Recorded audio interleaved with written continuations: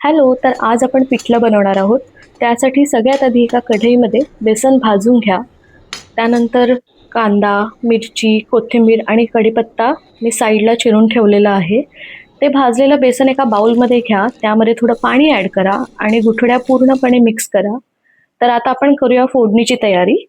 फोडणीसाठी मी same कढई वापरली आहे. त्यामध्ये तेल, मोहरी, जिरं, हिंग, मिरची, कढीपत्ता, कांदा आणि थोडी कोथिंबिरीची देठं टाकली आहेत मी. त्यानंतर आलं लसूणची पेस्ट जी मी कुटूनच घेतलेली आहे.